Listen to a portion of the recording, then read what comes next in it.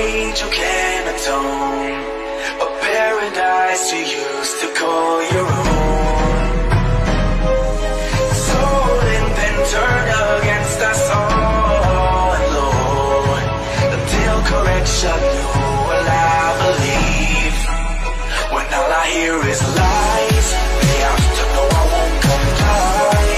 How can we remain so blind? Falling faster till we fly, and cease to resist won't lie. Then our enemies will die. We are ready for the deception.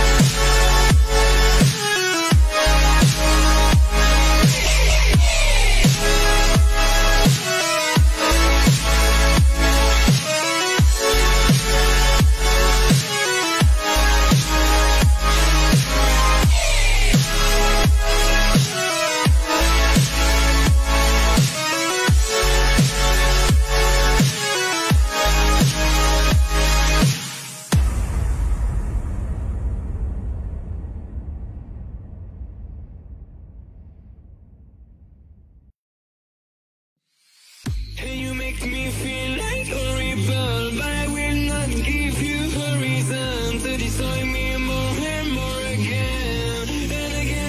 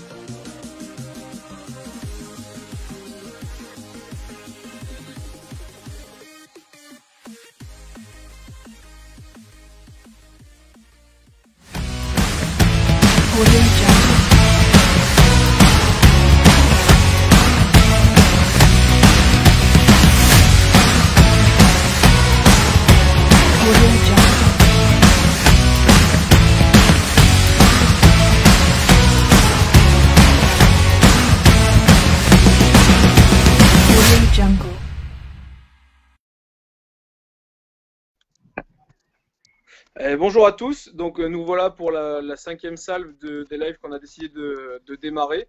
Aujourd'hui on est en compagnie de Benjamin Paviani, Daniel Paquet et Paul Miguel Régnier qui vont se présenter par la suite.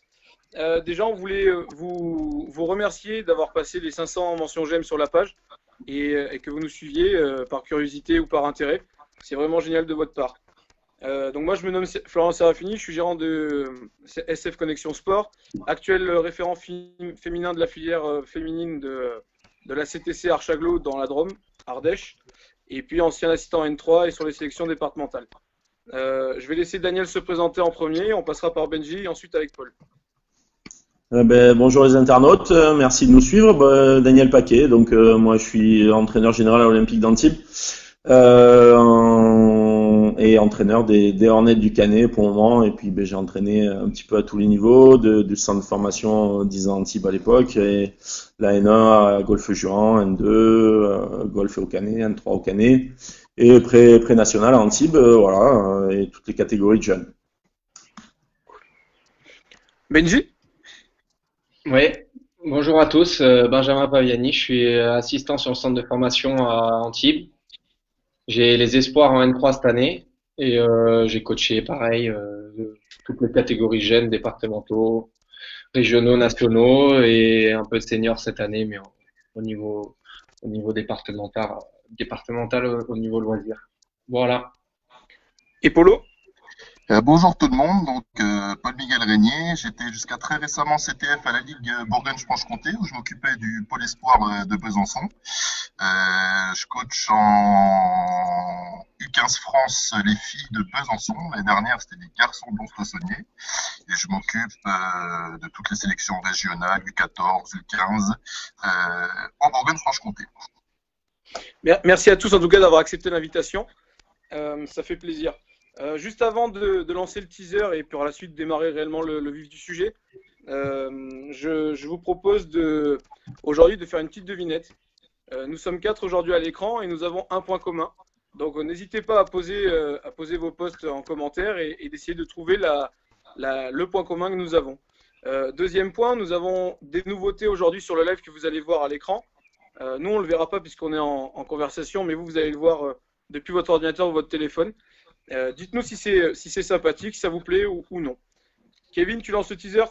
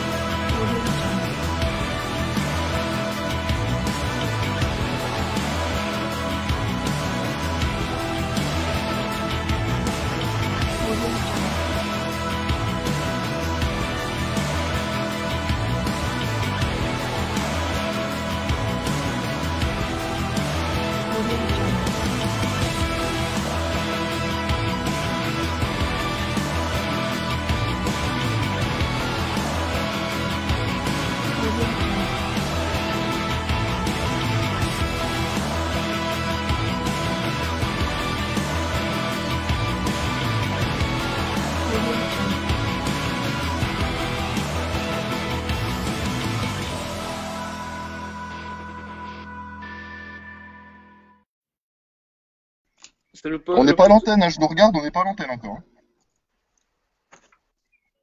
Ah, on y est. Donc, les postes 4 et 5, aujourd'hui, c'est la thématique. La première question que j'ai envie de vous poser, c'est est-ce que les postes 4 et 5 n'est qu'une question et ne sont qu'une question de taille? On laisse démarrer Daniel? Ne sont qu'une question de taille. Alors, vaste problème, vaste question. C'est sûr que postes 4 et 5, on a connu des intérieurs de petite taille et des postes 4 redoutables. Donc, poste 5, après, il y a les qualités physiques, surtout dans le basket valide, qui rentrent en jeu aussi. On peut compenser sa petite taille. Des gens comme Jim Bilba, Klaransky étaient des joueurs de petite taille, de moins de 2 mètres, et qui étaient des postes 4 voire 5 extraordinaires. Il y a le sens du placement, il y a plein de choses. Il y a Dennis Rodman qui a dominé la NBA au rebond pendant des années alors que c'était un joueur de 2,02 m. Voilà, c'est sûr qu'on peut compenser. Maintenant, effectivement, avoir des intérieurs de grande taille, c'est très intéressant et très important. Maintenant, moi, je me rends compte qu'en basket fauteuil, le facteur taille, même s'il n'y a pas les qualités physiques qui rentrent en jeu par rapport bien sûr, à de la détente, hein, puisque nous, on a une interdiction formelle de sauter ou de se lever du fauteuil. Maintenant, l'envergure est quelque chose de très intéressant aussi pour des postes 4 et 5. On l'oublie souvent. Mais moi, j'ai un joueur qui est un deuxième arrière, mais qui a une envergure de presque 2,15 m. C'est extraordinaire. Et ça, en fauteuil, c'est vraiment très important.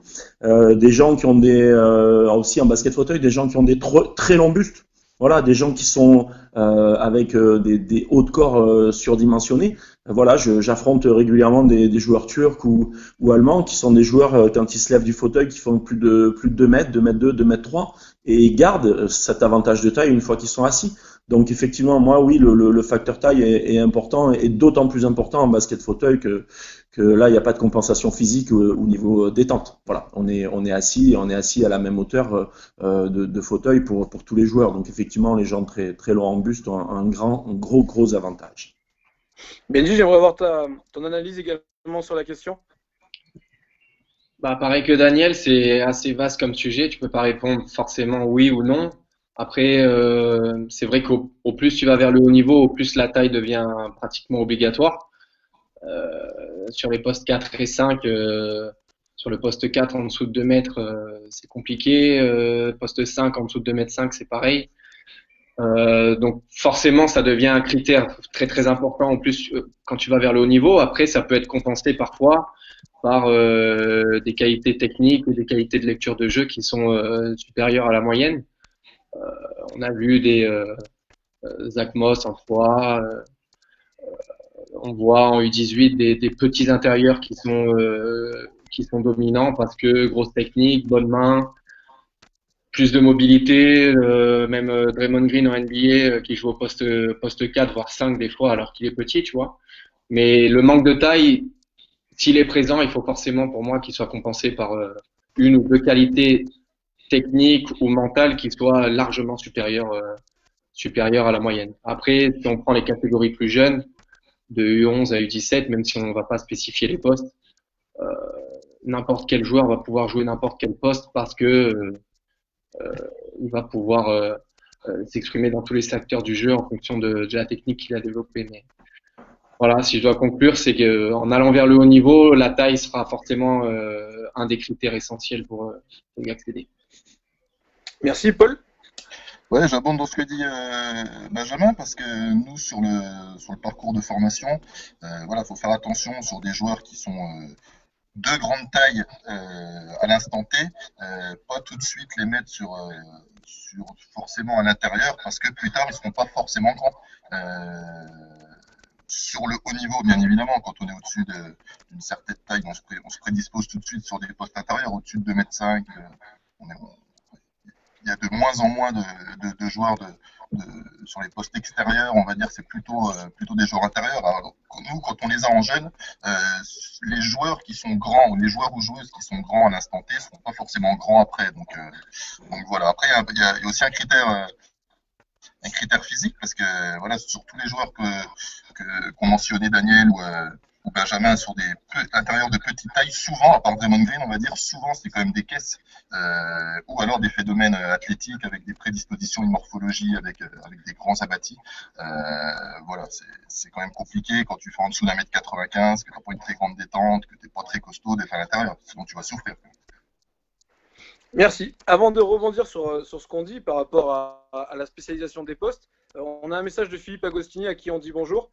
Il nous dit bonjour à vous les gros. Le point commun, c'est le canet. Flo dit Apollo que je l'oublie pas, j'attends juste des nouvelles. Soyez juste et pertinents, même si je n'ai aucun doute là-dessus. Bis à tous. Eh ben on les embrasse tous. Salut Ago. Salut Philippe. Nickel. Vis-à-vis de ce qu'on était en train de dire, justement, quand est-ce que vous spécialiseriez les postes, donc pour savoir qui va jouer meneur, intérieur, arrière ou ailier, et également pourquoi? Benji? La spécialisation pour moi, pas avant, on va dire 15-16 ans. Vers 15-16 ans, quand tu as pu voir les parents, que tu vois un peu la morphologie du jeune qui commence à se dessiner, poilu, pas poilu, les segments, les pieds, tout ça que tu as pu évaluer, pour ceux qui ont plus de moyens, tout ce qui est radio, etc.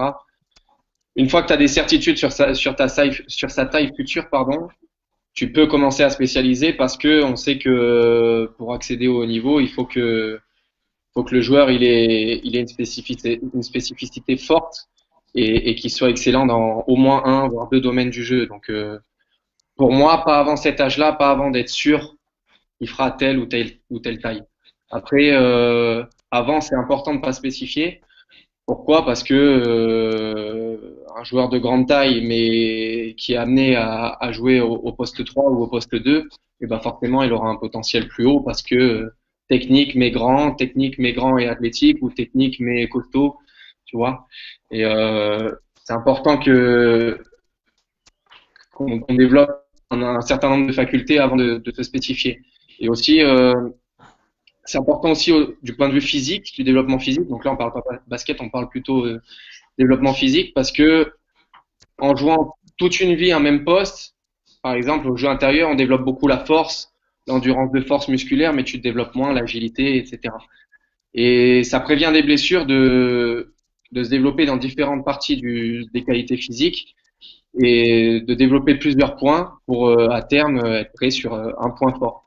Mais si tu fais toute ta vie, par exemple, que du foot, le jour où tu vas faire autre chose que du foot, tu vas peut-être te blesser. Si toute ta vie tu fais que du poste 5 au basket, le jour où on va te demander de jouer au poste 3, bah tu vas peut-être te blesser. Voilà, ça c'est des choses en ce moment, je suis en formation à la Fédé et que les préparateurs physiques ils nous disent beaucoup, c'est que diversifier les pratiques et les postes en étant jeune, physiquement, ça protège énormément de tout ce qui peut arriver à l'avenir. Ok, Ouais, merci. je rebondis sur ce que dit Benjamin, c'est totalement ça. Nous, au pôle, on va dire, tant qu'ils n'ont pas atteint une certaine maturité physique, alors beaucoup plus précoce chez les filles que chez les garçons, il n'y a pas il y a pas de spécialisation au niveau du poste. Après, si on arrive à avoir un joueur, une joueuse sur un stade avancé de la puberté, avec beaucoup de pilosité et tout ça, on peut déjà se dire qu'il va être plutôt à tel poste plutôt qu'un autre. Mais sinon, tout le travail est globalement le même, surtout sur les aspects physiques, pour justement, comme le disait Benjamin, pas être sur une spécialisation trop précoce et ne pas travailler certains aspects. Ok, Daniel.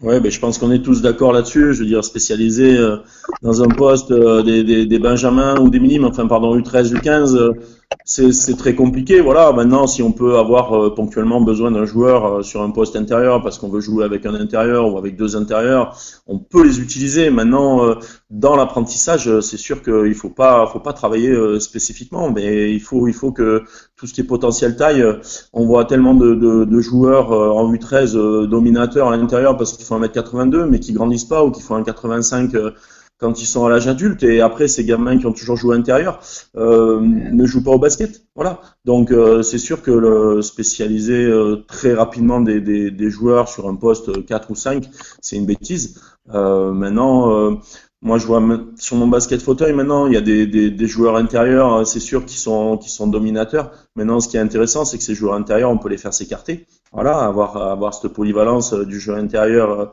extérieur, et quand ils retrouvent sur des post-up, des postes bas, un duel, et ils seront vraiment dominateurs, même si par la suite ils jouent sur des postes extérieurs.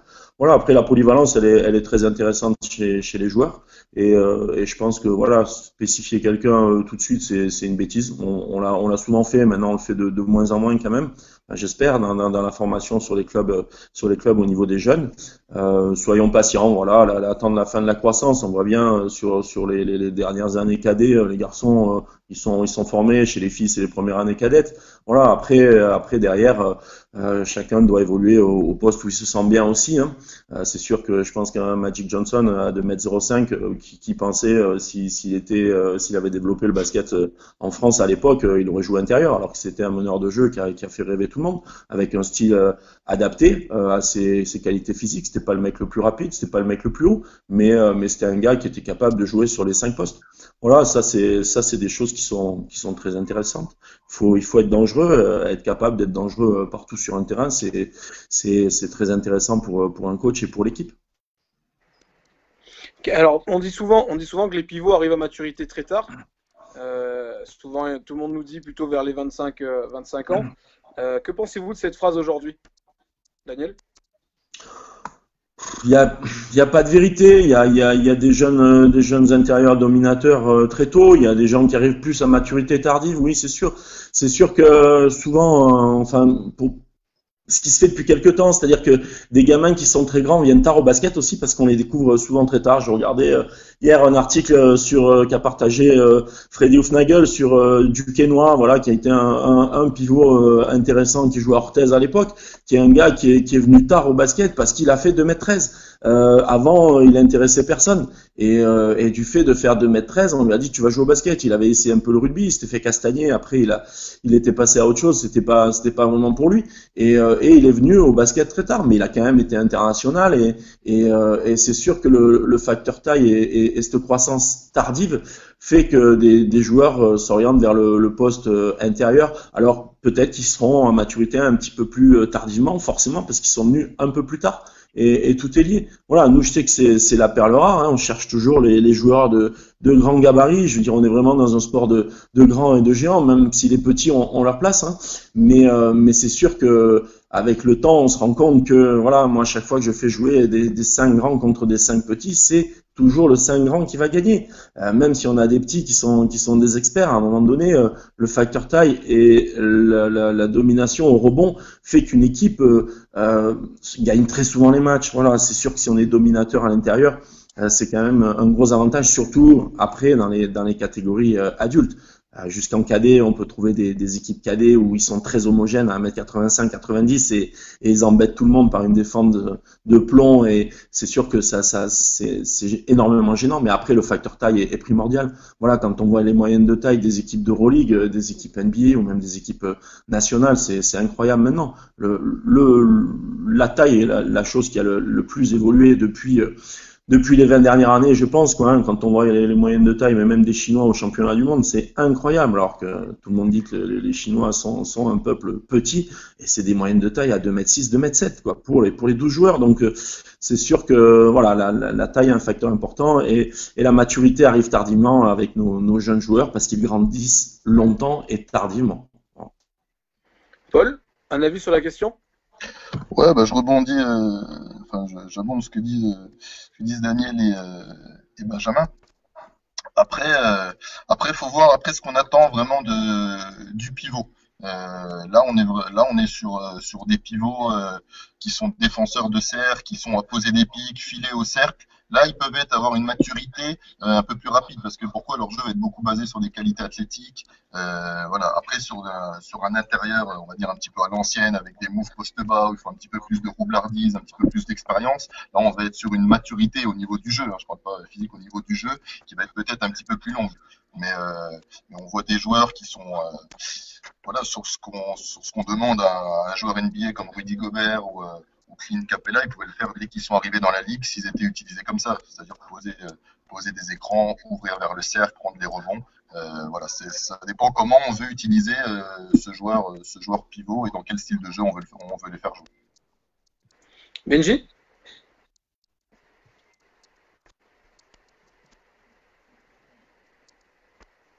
On t'entend pas, Benji. Tu m'entends là? Là, c'est bon, nickel. Pardon. Ouais, je suis aussi sur l'avis de Daniel. Pour moi, il y a deux facteurs. Il y a le facteur que c'est vrai que une fois sur deux, voire plus, les grands, ils arrivent plus tard au basket que les plus petits parce que on les a vus dans un autre sport ou ailleurs et que bah, forcément ils commencent plus tard, donc ils mettent plus de temps à se développer. Mais surtout, pour moi, la maturité physique. J'ai un bon exemple avec un joueur que j'ai actuellement en N3 qui est un peu avec les pros aussi et que j'ai eu depuis U13, qui a commencé à avoir de la barbe, il a maintenant 20 ans, il a commencé à avoir de la barbe il y a 1 an et demi. Donc ça veut dire que sa maturité physique, là, il est pas encore au max. À mon avis, il a encore 2 ans de réel développement. Et il commence à peine à prendre un peu d'explosivité et d'agilité sur les appuis maintenant.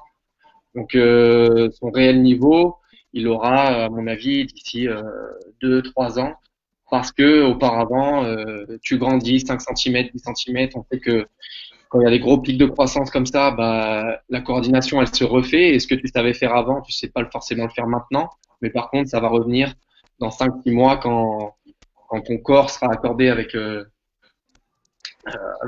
tes nouvelles mensurations. Donc pour moi, ça dépend énormément de la maturité physique, et donc je réponds oui. 90% du temps, la maturité d'un intérieur, elle est tardive parce que il faut que faut laisser autant au physique de s'adapter et d'être dans les normes pour pouvoir évoluer à son plus haut niveau. Ok. Rebondissons sur ce que vous dites qui est hyper intéressant. Quel type de joueur intérieur aujourd'hui identifiez-vous et lesquels préférez-vous? Paul, tu as évoqué Rudy Gobert, Clint Capella. Le poste intérieur a beaucoup évolué, on va dire, jusqu'à la fin des années 90, début des années 2000, on avait vraiment le poste extérieur et le poste intérieur avec 4 et 5 non différenciés. On leur demandait souvent la même chose. On avait un qui pouvait un petit peu, poste 4, un petit peu s'écarter et tirer. Ça faisait un petit peu l'exception et on était et on était un peu avant-gardiste. Il y a eu au début des années 2000, par le basket européen avec Dirk Nowitzki, Gregor Fuchka, Giacomo Galanda, des cadres qui commençaient à tirer. Et la Fédé avait pris ce parti d'avoir des cadres de grande taille qui sont capables de tirer. Du coup, on a un petit peu plus différencié vraiment le travail du poste 4, du poste 5. Après, il y a eu une phase où les 3 et 4 étaient un petit peu confondus et on gardait quand même le poste 5. Donc, ça veut dire, voilà, on voyait beaucoup de postes, des joueurs qui étaient un petit peu hybrides entre le poste 3 et le poste 4. Et là, maintenant, on est sur quelque chose où on a un peu 3, 4, 5 qui peuvent être mélangés à partir du moment où tu es capable de défendre sur plusieurs postes. Donc, vous savez qu'il y a une évolution du jeu qui fait que le jeu intérieur, comme on le connaissait auparavant, n'est plus du tout le même. Là, maintenant, on peut trouver, voilà, comme je disais tout à l'heure, des joueurs qui sont plutôt des gros défenseurs près dans les aides, souvent plutôt longs, athlétiques, avec de l'envergure, style Rudy Gobert. Après, tu as des joueurs qui sont vraiment, on va dire, des intérieurs à l'ancienne, forts dans le jeu posté, plutôt attaquants, comme exemple, on peut citer Ali Traoré. On peut avoir des intérieurs, donc plutôt shooters qui écartent les défenses, en France, comme on a Alexis Aginsa, ou alors on peut trouver des Porzingis en NBA, des mecs qui écartent les défenses, et qui sont plutôt, en fait, poste 4, poste 5, un peu à différents. Pas vraiment juste sur un poste. Après, on a des intérieurs qui sont créateurs, donc ça veut dire que c'est vraiment les seconds meneurs de jeu, style du Boris Dio, du Nikola Jokic, Draymond Green, qui eux, voilà, c'est vraiment des playmakers, des mecs qui organisent le jeu de leur équipe. Et puis après, tu as des mecs un peu hybrides qui sont surtout sur de l'énergie, sur du jeu sans ballon, sur des finitions.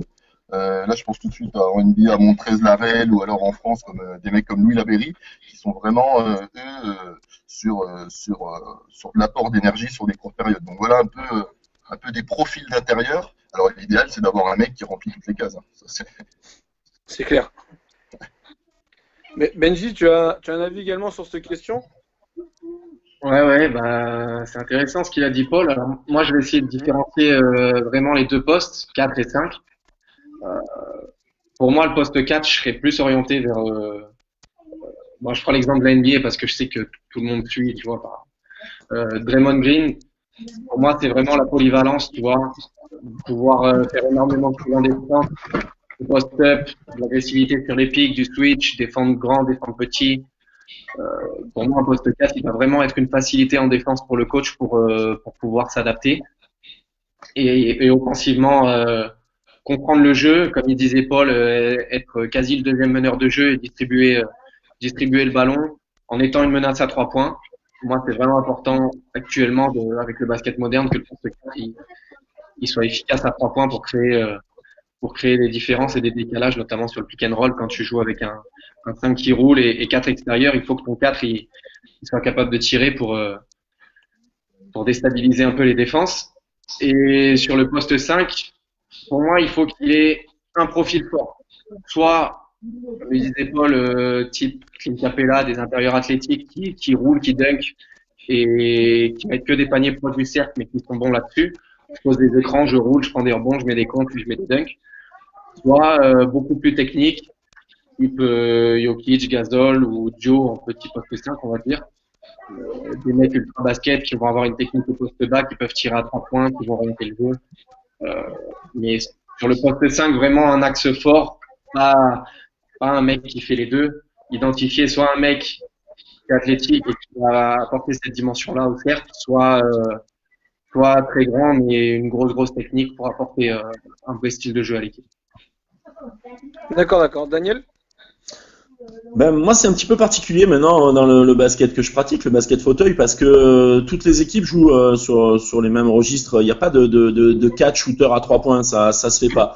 On démarre sur des placements identiques, hein, avec deux postes bas de chaque côté, et bien sûr sur ces deux postes bas, ben, il y a un joueur ailier et un joueur intérieur des deux côtés. Voilà, c'est vraiment du stack, comme ça s'appelait à l'époque, avec les premiers placements qu'a amené les Américains, stack bas de chaque côté, et ça travaille là-dessus. Donc moi, j'ai pas vraiment de poste 4, voilà, c'est plutôt 2 postes 5 qui évoluent chacun d'un côté. Voilà, faire remonter les joueurs sur la ligne des lancers et tête de raquette, les joueurs intérieurs venir occuper ces postes et avoir un danger à 3 points, ça se voit pas, ça se fait pas. Bah, j'espère que l'année prochaine j'aurai une composition d'équipe qui me permettra d'avoir un de mes joueurs qui pourrait remplir ce rôle, parce que je sais que j'ai un joueur qui a les capacités, qui a toujours joué intérieur jusqu'à présent et qui a toutes les qualités de shoot et de départ en dribble et de vitesse d'exécution pour occuper un poste comme ça où il peut se retrouver en tête de raquette, être dangereux à 3 points. Et rentrer dans les intervalles après quand ça s'ouvre. Voilà, j'espère, parce que dans notre basket fauteuil au niveau européen, toutes les grosses équipes européennes jouent avec 3 grands. En France, on joue plutôt avec deux grands et 3 extérieurs. Mais c'est vrai que quand on voit voilà, les meilleures équipes, que ce soit Madrid, que ce soit Thuringen, Landil, Beşiktaş, Galatasaray, c'est des équipes qui jouent avec 3 intérieurs. Voilà, dans le 3e intérieur, ce que disait Paul tout à l'heure, c'est un ailier fort qui est capable de se rapprocher du cercle, qui est capable d'aller prendre des rebonds, d'être dominateur à l'intérieur, mais qui est aussi capable de tirer à 3 points et qui est avec un shoot fiable. Donc après voilà, moi ça c'est dans mon basket fauteuil quand j'opérais en valide il y a quelques années maintenant. C'est sûr qu'avoir un poste 5, un poste 4, c'est intéressant, un poste 5 de grande taille, hein, costaud et qui est dominateur au rebond, c'est vraiment quelque chose d'intéressant, qui travaille pour les autres, et ce poste 4 shooter qui fera remonter les défenses, qui fera s'écarter les défenses.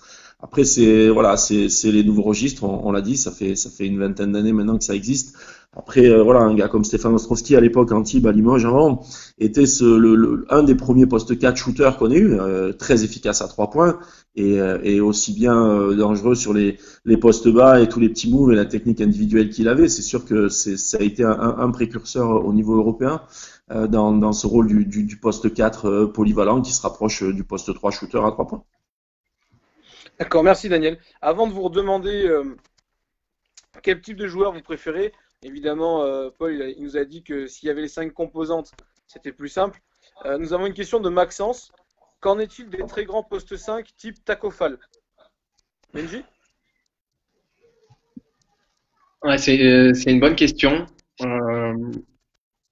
Pour moi, c'est compliqué à faire jouer, mais à la fois c'est utile, c'est-à-dire que type Tacko Fall, donc là c'est vraiment très très très très grand.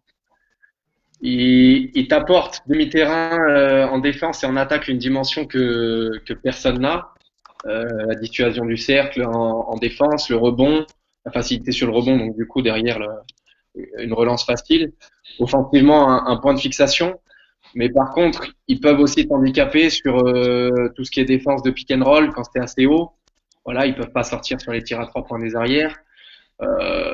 Tu peux difficilement développer du jeu rapide à 5, tu peux en développer à 4 parce qu'il couvre le rebond, mais derrière ça court beaucoup moins bien.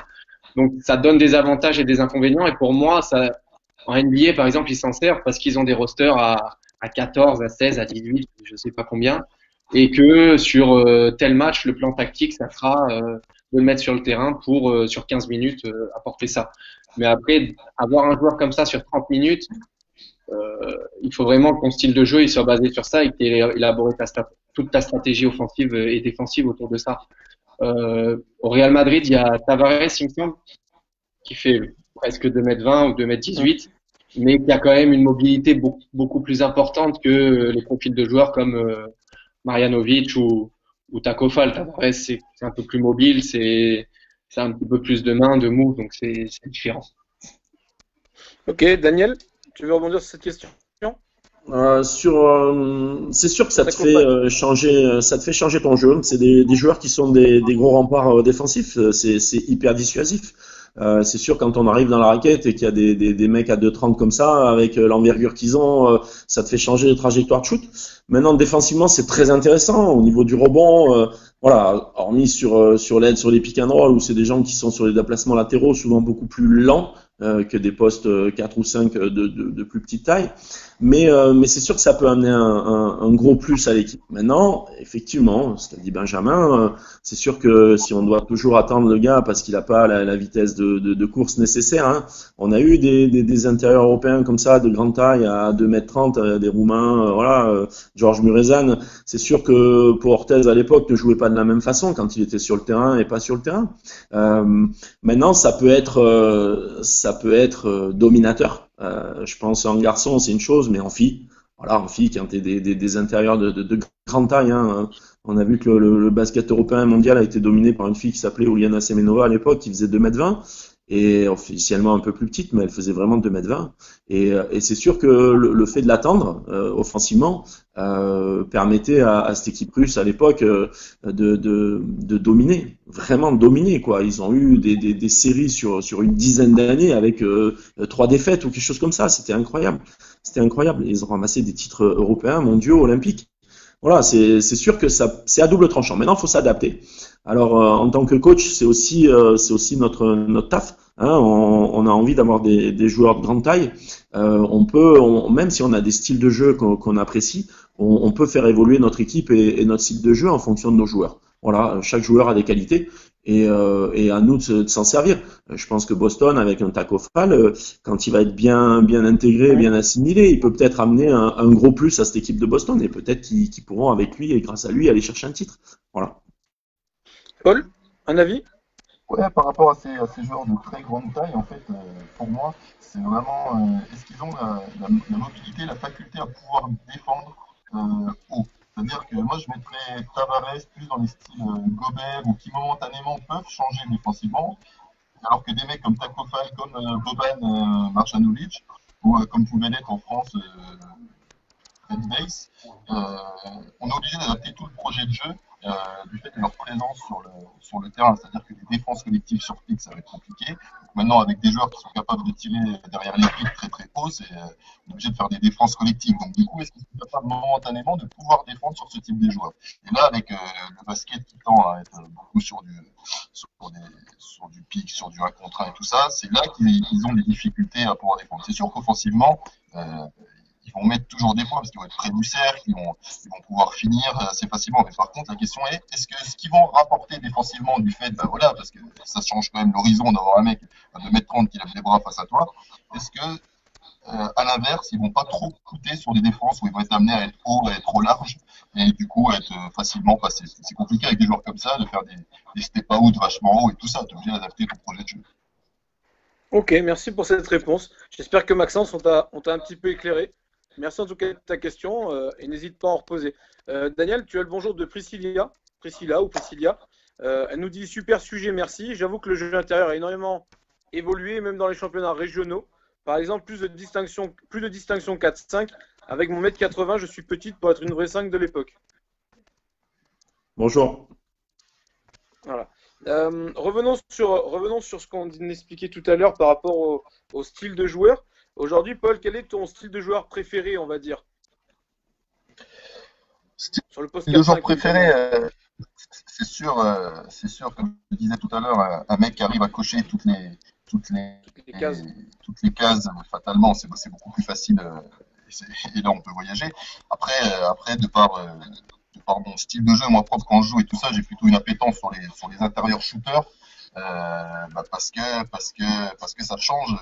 Fatalement, tu as toujours un mec qui est sur toi et qui est obligé de défendre sur toi à 6, 7, voire 8 mètres. Et donc, fatalement, ça ouvre des couloirs de drive à tes coéquipiers. Donc, c'est sûr que tout ce travail de pose d'écran avec des ouvertures au large ou sur du short roll et tout ça, c'est quelque chose qui n'est pas trop vu, je trouve. Enfin, sur la catégorie U14, U15, on demande sur toute notre action sur les poses de pique, souvent c'est rouler au panier, il faut avoir cette capacité de rouler, mais être capable aussi de s'écarter, parce qu'à l'intérieur qui s'écarte, c'est compliqué aussi sur une défense de pique adverse, parce que la capacité de dégainer tout le temps. Donc c'est vrai que j'aime bien un poste intérieur shooter, qu'il soit 4 ou 5, mais vraiment qu'il soit capable d'écarter les pics. Benji? Ouais, je pense que Paul, il sait de quoi il parle. Hein. C'est sûr. Vous serez d'accord avec moi, c'est un intérieur. Pour shooter, c'est facile, c'est le scoring qui est plus compliqué, mais shooter, c'est facile. Je suis d'accord. Je suis totalement d'accord sur le fait d'avoir un des deux intérieurs shooters. Pour moi, plus le poste 4. Pour moi, c'est essentiel qu'il puisse tirer. Même s'il a très peu d'autres qualités, il y a des joueurs qui font des carrières que sur ça, pick and pop et être efficace. Eftimov à l'époque de Chalon qui remporte les 3 titres sur la même saison. Pour ceux qui connaissent, je vais pas dire qu'il savait faire que ça, il avait d'autres qualités, mais sa qualité forte, c'était celle-là et il plantait entre 3 et 6 tirs par match et ça posait énormément de problèmes à la défense. Donc pour moi, un poste 4 qui tire et qui est vraiment fiable à 3 points, c'est vraiment essentiel. Et après, si je devais faire un choix, donc tout à l'heure j'ai exposé deux profils poste 5, soit très athlétique, très austère, soit très technique avec des gros fondamentaux. Je serais plus sur le deuxième. Euh, pour un entraîneur, c'est plus de basket, c'est plus facile à entraîner et c'est plus intéressant à développer. Un joueur qui va être capable de lire le jeu, qui va être capable de travailler sur des moves au poste haut, au poste bas, même à 3 points. Voilà, pour moi, c'est un peu plus de travailler avec ce genre de joueur-là et pour moi, il y a un peu plus de diversité aussi à amener offensivement sur demi-terrain avec ce type de joueur. Donc, j'opterais plus pour privilégier la technique et la lecture de jeu que les qualités athlétiques. Daniel, toi qui as la double casquette, quel style de jeu, même si on fera un live spécial basket fauteuil dans un petit moment, quel style de jeu tu préférerais donc du coup dans le basket fauteuil et lequel tu préfères dans le basket valide? Alors, moi, je pars toujours du principe qu'un joueur polyvalent et un joueur se doit d'être dangereux. Voilà. Après, on peut spécifier les gens, c'est sûr, c'est certain. Voilà, ça arrive. Il y a des gens qui font des très belles carrières avec une spécificité de défenseur rebondeur. Après, moi, je dis, si le gars il est défenseur rebondeur, mais qui remet dedans et qui met des points et qu'il amène ses 12 rebonds, mais qu'il amène 8-10 points aussi, c'est super intéressant. Voilà, je pense on a des rôles dans le basket fauteuil qui sont bien définis par certaines personnes. Moi, ça me dérange un petit peu. Je pars du principe qu'un joueur de basket doit être dangereux des deux côtés du terrain, défensivement et offensivement, et il amènera d'autant plus à l'équipe. Mes intérieurs, et je vois la difficulté dans le basket fauteuil quand il y a des joueurs de grande taille, voilà, à part les laisser en presse tout terrain et qui passent pas le milieu de terrain, une fois que ces gars sont libérés, arrivent sous le panier, c'est injouable. C'est injouable parce qu'on ne peut pas défendre. Les 3 secondes sont très très larges au basket fauteuil et dans un certain sens ça se comprend aussi parce que la mobilité avec un fauteuil n'est pas la même qu'avec ses jambes. On ressort pas des 3 secondes comme on ressort en valide sur son fauteuil et c'est vrai qu'un intérieur qui fait ses 2,5 m quand il se lève du fauteuil, qui quand il est assis sur son fauteuil a une envergure immense et qu'il est sous le panier, il est injouable. Voilà, il est injouable. Donc c'est sûr que le facteur taille, moi je trouve que c'est la chose la plus importante dans le basket valide, mais aussi dans le basket fauteuil et encore plus dans le basket fauteuil. Voilà, des joueurs comme le pivot de l'équipe de Turquie, Sem, qui fait 2,5 m et qui a un haut de corps surdimensionné. C'est un gars, quand il a le ballon à 4 mètres du cercle dans la raquette, il est injouable. Il est injouable. Faut juste espérer qu'il loupe. Sinon, on peut rien faire. On ne peut rien faire. Et là-dessus, c'est la grosse différence entre le valide et le fauteuil. C'est-à-dire qu'on est impuissant quand un joueur intérieur réceptionne la balle vraiment à 1 mètre du cercle. On peut rien faire. On peut rien faire hormis lever un peu la main et gesticuler. Mais quand vous faites 1,85 m, quand vous êtes debout en dehors de votre fauteuil et que l'autre fait 2,5 m et qu'en plus il a des grands bras, c'est très très compliqué. Vraiment très compliqué. Voilà. Donc moi, le premier critère sur mes joueurs, je dis à mon président depuis quelques années, voilà, faut qu'on travaille là-dessus, avoir des joueurs de grande taille. On commence, on a récupéré un international marocain qui est très grand. Quand il se lève du fauteuil, il fait 1,94 m. On a un intérieur français qui fait 1,85 m. Voilà, c'est vers quoi il faut aller pour avoir des bons résultats. Je vois l'équipe anglaise à Manning à l'intérieur, qui est gaucher en plus, qui fait 2 mètres 2, il roule à 2000 à l'heure et c'est très compliqué de jouer des joueurs comme ça, qui en plus a un très bon tir extérieur. Voilà. Donc le facteur taille est un des premiers des critères sur le basket fauteuil pour un joueur intérieur, poste 5. Merci Daniel. Alors les amis, nous avons plein de remarques et de commentaires. Romain nous indique que le direct est sympa et qu'il nous remercie. Donc bonjour Romain. Jules nous fait une remarque vis-à-vis du TQO à Bourges. On a pu le voir avec Cambridge face à Gruda lors du TQO à Bourges. Nous avons une remarque question d'Anthony. Le futur poste 5 moderne en France, le jeune, alors excusez-moi le nom, Wamam Nyama de Nanterre. Je suis à Nanterre. Voilà. Et actuellement U16 nous questionne sur les spécificités dont vous parliez, notamment au niveau de la formation. Il n'y a pas de spécialisation, mais justement responsabiliser et encourager la prise de responsabilité. Et nous avons un dernier commentaire de Maxence. Quid de ces postes 4 lourds type Barclay, Malone à l'époque ou bien Zion actuellement, lourd et hyper explosif. Vous voulez rebondir par rapport aux jeunes de Nanterre et ensuite Maxence ou simplement sur une des deux questions? Le jeune de Nanterre a cette capacité à pouvoir défendre au large parce qu'il est très mobile. Offensivement, il a cette faculté de création, c'est-à-dire il est très jeune, hein, il a 16 ans, il est capable de traverser le terrain en contre-attaque en très peu de temps, en finissant sur une passe dans le dos. Enfin, voilà, je vais lui faire des choses, c'est ce qui est assez inédit pour un joueur de cette taille. Offensivement, au niveau du shoot, il me rappelle Alexis Aginsa, il a une capacité à être très grand et à shooter. Voilà, il coche toutes les cases. Je me rappelle, Antetokounmpo, quand il était jeune, il pouvait faire plein de choses, mais il n'avait pas cette capacité de tir. Moi, quand je l'ai vu jouer, Wembanyama, je me suis dit, là, c'est Antetokounmpo avec cette capacité à pouvoir tirer. Et donc, c'est tout le mal que je lui souhaite. S'il peut avoir la carrière d'Antetokounmpo avec un shoot, ça devient compliqué pour l'équipe adverse. Il y a intérêt de mettre un minibus devant. C'est clair.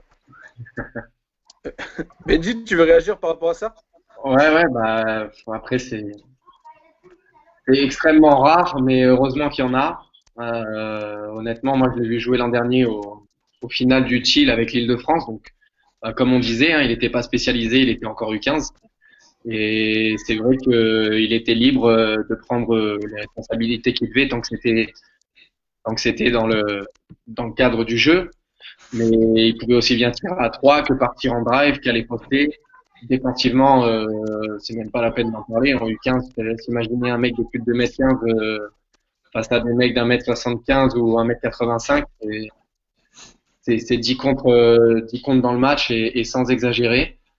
Donc voilà, encourager la prise de responsabilité et laisser un joueur comme ça s'exprimer. Après, ce joueur-là, il a une coordination et une motricité qui est surdéveloppée par rapport à 90% des joueurs qui auront son âge et sa taille. C'est-à-dire qu'il bouge comme il est à l'aise avec ce qu'il fait, avec son corps, et il bouge comme pourrait le faire un arrière ou un ailier. Donc pas brider, laisser faire, encourager à prendre des responsabilités, à faire des choses pour qu'il ait un maximum de bagages et que son potentiel il se développe au maximum. Après, l'autre question, c'était quoi par rapport à Charles Barkley?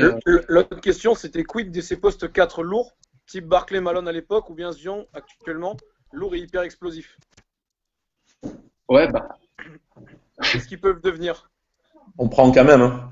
On prend tous les jours. Après, un mec comme Zion, combien de temps est-ce qu'il va rester en pleine possession de ses moyens physiques? Je lui souhaite le maximum. Après, c'est du jamais vu parce que c'est au-dessus encore de ce qu'un mec comme LeBron peut faire. Mais c'est ultra efficace parce que la dimension explosivité par rapport à la taille et au poids, c'est quelque chose que pratiquement personne n'a. Donc, comme ils ont quelque chose que personne n'a, ils l'utilisent et ils dominent les autres profils. Mais bon, honnêtement, je vais te dire, c'est pas des profils que je rencontre souvent en U15, U17, U18 ou U21. Donc, si je pouvais en avoir, je pourrais t'en parler plus. Ça serait sympa. Avec plaisir. Daniel? Après, pour ce qui est du gamin de Nanterre, c'est sûr que c'est un prototype de joueur qu'on n'a pas encore eu en France, je pense. C'est un gamin qui est hyper véloce, qui a une aisance avec la balle. Je pense, je sais plus qui c'est qui avait joué sur un tournoi U11, qui avait été impressionné à l'époque et qui m'en avait parlé. Et c'est vrai que quand on voit le chantier qu'il a fait au championnat d'Europe cet été, c'est le futur du basket. Voilà, je pense pas me tromper en disant ça.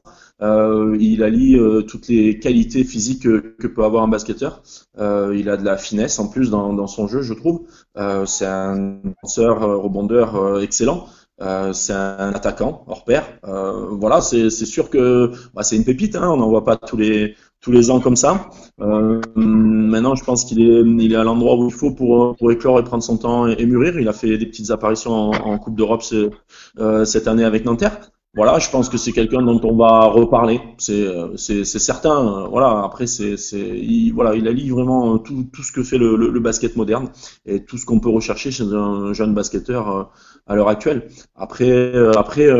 Moi, des Barclay, des Malone, voilà, ça nous a fait rêver aussi. C'est des gens hors normes. Je les avais vus à Monaco avec la Dream Team, c'est des gens, quand on est au bord du terrain, on s'aperçoit que c'est des physiques qui sont incroyablement puissants. Voilà, j'apprendrai à personne, mais c'est sûr que le soir, en discutant avec Malone, avec son t-shirt Lacoste avec jaune, ses biceps, c'était mes cuisses. Voilà, c'est des gens différents.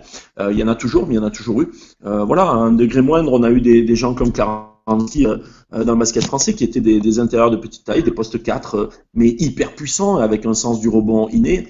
C'est sûr que voilà, après la vérité est sur le terrain et des joueurs comme ça font du bien à leur équipe. Voilà, par leur créativité, par leur puissance, par leur envie. Moi, Barclay à Monaco, quand Francis Jordan, le coach de l'équipe de France de l'époque, propose une zone presse, que seul il fait un coast-to-coast, il traverse le terrain, il va se matcher, et derrière il prend Francis Jordan dans les bras, il lui fait faire 2 sauts, il le repose au bord du terrain, il retourne en défense. Ce mec-là, il était hors norme. Voilà, c'était un fou génial et un grand joueur de basket. Voilà, après quand il y a un grand joueur de basket dans son équipe, on est tous contents.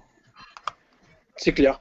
Après, si je peux me permettre, Florian, ça c'est typiquement des joueurs comme Barclay ou Malone qui, du coup, avec l'évolution du basket qu'on connaît à présent, peut-être qu'ils seraient maintenant poste 5 et des postes 5, alors avec une capacité à pouvoir jouer très fort au poste bas et cette capacité d'être energizer, des mecs qui amènent beaucoup d'intensité et qui seraient très précieux. Et en fait, les postes sont un peu en train de changer. Les 4 qu'on avait avant, peut-être que maintenant ça serait des 5. Voilà. Parce que Charles Barclay, physiquement parlant, alors un peu plus tanké baraque, peut ressembler à un Draymond Green. Draymond Green, par séquence, pouvait jouer poste 5. Barclay, Daniel, avec moi si je me trompe, il jouait très peu poste 5 à l'époque. Voilà, sur une NBA, enfin sur un jeu qui va toujours de plus en plus vite, sur des mecs qui doivent être capables de défendre sur plusieurs postes, ça c'est des joueurs qui sont très précieux. Parce qu'être capable de défendre sur plusieurs postes, d'être très costaud, de pouvoir jouer poste bas et de sécuriser la raquette au rebond, c'est très fort. Un mec comme Zion Williamson, comme disait Benjamin, c'est tellement un ovni qu'on peut le classer dans toutes les cases, dans pas de cases, c'est incroyable. Je suis tombé sur une vidéo de lui il y a 2-3 ans au lycée, on a l'impression qu'il jouait contre des pupilles. C'est incroyable. Justement, par rapport à ce que vous êtes en train de dire vis-à-vis de l'évolution du jeu, comment vous faites travailler vos intérieurs individuellement et collectivement? Est-ce que ce sont les mêmes qualités que vous décelez, que vous essayez d'améliorer et justement, ou est-ce que le jeu fait que vous développez d'autres qualités? Paul? Nous, alors, je parlais surtout de ce que je fais par rapport à la catégorie anciennement minime U14, U15. Alors, c'est beaucoup de travail physique, mais pas dans le sens musculation et tout ça. C'est beaucoup de travail de pliométrie, de souplesse, de mobilité articulaire, de vivacité. Toutes ces choses-là qui vont les amener à pas avoir, comme peut-être il pouvait y avoir un peu plus à l'époque, un intérieur pâteau. Voilà, c'est plein de petites qualités qui vont être, voilà, ils vont pouvoir développer encore plus dans le jeu actuel. Beaucoup de jeux sans ballon, c'est-à-dire s'il y a un travail de fixation d'un côté, de l'autre, suivant les positionnements sur le terrain, où ils doivent couper dans le jeu sans ballon pour être capables de finir, et un gros travail de finition au niveau des lâchers. Voilà, aussi bien sur la main droite, sur la main gauche, les différences sur le niveau du toucher de balle, beaucoup de travail là-dessus. Bizarrement, pas trop. On n'axe pas forcément le travail sur du jeu, à proprement parler, dans le jeu posté, avoir le ballon à l'arrêt avec un mec derrière. On en fait, mais on axe beaucoup moins le travail que sur les 3 choses que je t'ai dit tout à l'heure, à savoir le jeu sans ballon, les finitions et le travail physique adapté sur la catégorie 14-15. Benji? Sur le début, on va dire, sur les U18, donc les mecs qui ont 16, 17, 18 ans, beaucoup de travail en commun, parce que comme je t'ai dit, mon 5, je le vois un peu plus technique, avec des post-moves, des mains, de la qualité de passe, donc il va retrouver quelques qualités qu'a le 4. Donc moi, sur les routines d'échauffement, énormément de finition proche du cercle, avec planche sans planche, dos au panier, en mouvement, à l'arrêt, des contraintes sur des paniers d'affilée, des main droite, main gauche. Ça, c'est pratiquement 100% de mes routines d'échauffement. Parce qu'à l'intérieur, il doit être capable de scorer, d'être fiable près du cercle, que ça soit sur des attrapés et finir ou des post moves. Après, quand le travail il va se différencier, ça sera forcément quand ils seront un petit peu plus vieux. Et moi, j'insiste souvent sur mes joueurs, notamment les joueurs intérieurs, sur 2 mouvements qu'ils maîtrisent, mais à la perfection. C'est-à-dire, je prends l'exemple de Moussa Badiane, qui était en Pro B chez nous, qui a été MVP Pro B plusieurs fois, qui a joué en Pro A. Quand il est au poste bas et qu'il va jouer au milieu sur sa main droite, c'est hook shot. Et c'est 100% s'il n'y a pas une défense forte. Et s'il renverse sur le côté gauche, c'est tir à 45 avec la planche. Et je vais pas rabaisser sa qualité de jeu, hein. Il est capable de faire autre chose, mais ces 2 moves-là, il les maîtrisait de manière excellente. Et tu savais sur quoi t'appuyer. Et si le mec il coupe la main droite, tu renverses. Si le mec il la coupe pas, tu scores. Et j'insiste énormément sur ça avec mes intérieurs.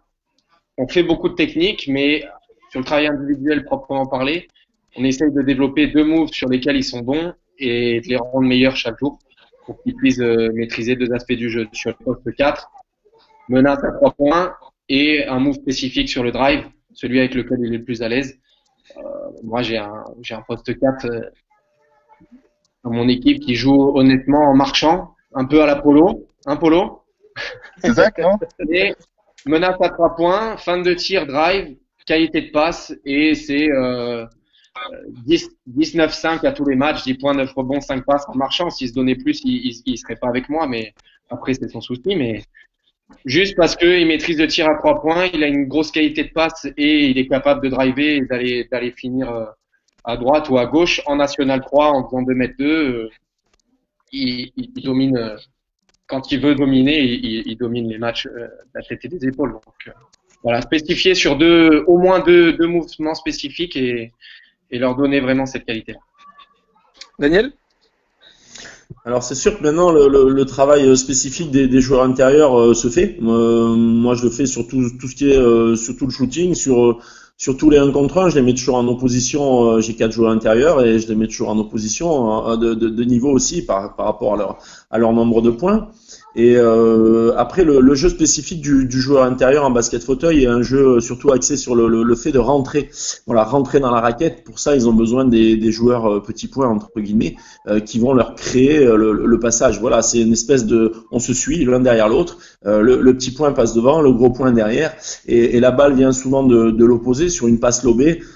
C'est pour ça que sur tout ce qui est séance et travail de shooting, la qualité de passe est hyper importante, et cette qualité de passe lobée qu'on voit très peu dans le basket valide, alors qu'en basket fauteuil, puisque le fauteuil fait rempart entre le défenseur et le joueur attaquant, hein, toute la moustache et tout l'avant du fauteuil, c'est-à-dire que la passe lobée un peu haute, légèrement en arrière par rapport au joueur qui va recevoir la balle, c'est hyper important. Cette qualité de passe lobée est hyper importante, et de là mes joueurs intérieurs sont 3 et 3 points et demi, donc ils ont des abdos, ils peuvent se pencher d'un côté ou l'autre, se mettre en équilibre sur une roue à droite ou à gauche et aller chercher la finition, ce que dit Benji, le travail de finition à proximité du cercle, c'est quelque chose d'hyper important. Je leur dis c'est les détails, mais ça pour moi c'est des shoots faciles, même s'il y a une défense, mais des shoots à 1m50 du cercle, c'est des shoots qui doivent être réussis, et j'insiste beaucoup là-dessus. Le travail main droite, main gauche, c'est quelque chose qui rentre un petit peu moins en compte sur le basket fauteuil. Un shoot se fait souvent à 2 mains, hein, avec sa main forte bien sûr, mais un shoot se fait à 2 mains. On utilise moins les petits shoots à gauche, main gauche, à droite, main droite. C'est vraiment souvent des shoots classiques, comme des shoots à mi-distance, mais même près du cercle on fait ça. Après, le fait de se pencher d'un côté, trouver un équilibre sur une roue, c'est quelque chose qui se travaille et qui est assez impressionnant. Hein, les joueurs arrivent à se mettre sur la droite ou la gauche sur une seule roue et tirer. Voilà, c'est vrai que c'est pas tout à fait le même travail qu'on peut avoir en valide. Hein. Je l'ai pratiqué quelques années quand même en valide. C'est sûr qu'on a des exercices spécifiques un petit peu différents, on a des shoots un petit peu différents. Ce que disait tout à l'heure Benji sur Moussa qui avait 2 shoots forts. C'est sûr que le petit shoot crochet intérieur en fauteuil, ça se fait presque pas, quoi. Ça peut se voir, mais c'est très très très rare. Voilà, vraiment l'utilisation de la planche, par contre, est quelque chose de très importante. Ces petits shoots à 45 qui soient extérieurs de la raquette ou dans la raquette, voilà, pour les postes 4 et 5, c'est quelque chose de très très important. Et après, voilà, moi où j'insiste beaucoup aussi, c'est que c'est des joueurs qui provoquent des fautes et il faut qu'ils soient adroits au lancer franc. Voilà, ça, on se rappelle tous de Shaquille O'Neal et ses lancers francs scandaleux. Mais je pense que nos joueurs intérieurs doivent avoir cette qualité de tir de lancer franc et d'adresse au lancer franc. C'est des points cadeaux, c'est des points bonus et il faut vraiment insister là-dessus sur tous les joueurs, sur les jeunes joueurs aussi. Hein. Le lancer franc, c'est un shoot qui doit être réussi avec des hauts pourcentages de réussite. Et j'insiste beaucoup là-dessus, c'est-à-dire je leur fais faire souvent des shoots avec des fautes intérieures et derrière aller tirer le lancer franc bonus ou pas, hein, si le panier est loupé, c'est de lancer franc, mais voilà vraiment le côté parce que souvent mes joueurs se plaignent. C'est vrai que le contact fauteuil qui paraît anodin est très gênant quand on tire, hein, quand on a attaqué le mouvement du tir, le fait de toucher les moustaches du joueur, rien qu'un petit contact, ça peut complètement changer la trajectoire du tir. Et c'est vrai qu'il faut travailler là-dessus et surtout, moi je veux qu'ils arrêtent de se plaindre. Le jeu dur fait partie du basket et les fautes de temps en temps font partie du basket, mais on doit quand même marquer, avoir le N1 derrière. Voilà. Merci Daniel pour ton analyse. On a Anthony Arnaudot qui nous passe le bonjour et qui nous indique la réponse à la petite devinette et le canet, donc nous verrons en fin de live. Anthony, dis-lui que ma femme, elle attend des livres qu'elle lui avait prêtés. On lui passe un petit message. Instagram. Voilà, j'espère que c'est pas olé votre histoire. Anthony, j'espère que tu nous as entendu. Des livres de basket, bien sûr. Ah bon, ça va. Nickel. Passons maintenant sur un sujet qu'on a évoqué mercredi sur le poste 1. Nous avons associé, alors chaque avis était divergent vis-à-vis de ça, le meneur leadership. Aujourd'hui, que pensez-vous du leadership et du jeu intérieur? Est-ce que c'est compatible? Polo, toi qui es un grand leader dans l'âme, qu'est-ce que tu en penses? Leader. Ouais, non, bon, après, il n'y a pas d'incompatibilité. On peut très bien être leader, quel que soit le poste de jeu. Voilà, sur la définition d'un leader, il n'y a pas forcément le poste de jeu. Alors, c'est sûr qu'on peut se dire, ouais, voilà, le meneur doit être leader, doit être communicant et tout ça. Le poste intérieur aussi, sur la communication, notamment au niveau des pics, voilà, faut qu'il soit un bon communicant. On en trouve dans le basket des intérieurs qui sont leaders. Alors après, ils sont définis comme leaders, c'est leader vocal, leader dans le jeu, leader entraînant, voilà. Puis après, c'est un autre débat, c'est la définition du leader, mais oui, pour moi, on peut être leader, peu importe le poste de jeu, et donc oui, l'intérieur peut être un leader. Daniel? Ah, tout à fait d'accord. Moi, j'ai entraîné des joueurs intérieurs leaders de par leur qualité de jeu, de par leur intelligence de jeu, notamment Olivier Lebrun, que Benjamin connaît bien, qu'il a fréquenté au Canet à l'époque. C'était un gars que j'ai eu aussi en centre de formation. C'était un leader naturel. C'était pas forcément le mec qui parlait le plus, mais quand il parlait, il l'était. Et dans le jeu, il était leader. Et c'était surtout quelqu'un qui était capable d'analyser le jeu de tout le monde et d'expliquer à un meneur de jeu ce qu'il devait faire et de jouer poste 2, 3, 4, 5. Voilà, on a des gens qui sont capables d'être leaders en étant des joueurs intérieurs, bien sûr. Bien sûr, on a eu Stéphane Ostrowski, je reviens sur lui, à Antibes et à Limoges. Je pense que c'était vraiment un leader. C'était un patron. C'était dans le jeu. C'était quelqu'un qui attirait son équipe, qui était quelqu'un de très fiable, de très stable au niveau émotionnel et qui était capable d'être un grand leader. Donc oui, il y a des meneurs de jeu leaders, comme il peut y avoir des deuxièmes arrières, des ailiers ou des intérieurs leaders. C'est pas du tout un souci. Voilà. Après le problème, c'est nous en tant que coach, c'est quand on a 10 leaders, parce qu'il y a les 5 qui sont sur le terrain plus les 5 qui sont sur le banc, et là ça crée des petits soucis dans la gestion du groupe. Donc beaucoup de leaders et de fortes personnalités, c'est de temps en temps pour les coachs des casse-têtes, mais bon, c'est important. Voilà, important d'avoir des leaders. Et c'est vrai que le côté, tu as une émission sur le meneur de jeu la semaine dernière. Voilà, c'est sûr qu'un meneur de jeu leader, c'est quelque chose de plus classique, mais un intérieur leader, c'est quelque chose de peut-être plus rare, mais qui existe. Mais dis, est-ce que tu partages la position de nos ouais. Je partage à 100% la position de Daniel sur les 10 leaders. Ça, c'est drôle. Les 10 leaders qui veulent jouer 42 minutes alors qu'il n'y a que 40 minutes, ça, c'est sympa. Non, pour parler plus sérieusement, ouais, 100% d'accord. Pour moi, intérieur leader, c'est tout à fait possible. Comme il a dit Paul, il y a différents styles de leadership. Mais pour dire quelque chose d'un peu différent, pour moi, souvent, je demande à mes postes 5 ou mes postes 4 d'être les leaders défensifs. Parce que c'est eux qui annoncent les screens, c'est eux qui mettent de la voix, c'est eux qui drive, qui vont dire si on fait rouge, si on va être agressif, si on va faire bleu, etc. Après, le coach peut déterminer ça aussi, mais c'est eux qui donnent de la voix et qui poussent. Et moi, dans mon équipe, j'ai un poste 5 qui crie beaucoup, parfois presque trop. Mais c'est énorme, ça apporte de l'énergie, ça informe tout le monde de ce qui se passe sur le terrain. Et souvent, un poste 5 va être un leader beaucoup plus positif qu'un meneur de jeu qui va être le relais du coach et qui va être un petit peu plus dur avec les joueurs parce qu'il va les driver. Pour moi, un poste 5, ça va être un mec qui est plus qui est plus dans l'encouragement et qui va amener beaucoup d'énergie et de positif dans l'équipe. Donc oui, un intérieur, même un 4, un intérieur leader c'est possible. Merci de vos avis. On a une remarque de Philippe Agostini. Boris Dio était un leader énorme. Par le poids Par le poids en fin de carrière, oui. Leader par l'exemple et la générosité. Et on a une question d'Anthony. Justement, Paul, au niveau des jeunes intérieurs, tout à fait OK sur tes remarques, mais il leur est demandé une qualité de passe, notamment sur les sorties de balles rapides, suite rebond def, voire même de dribbler, notamment dans la volonté fédérale de voir un jeu offensif, se projetant rapidement vers l'avant. Il nous faut donc leur donner aussi des fondamentaux plus proches du jeu extérieur. Est-ce que tu veux répondre par rapport à ça?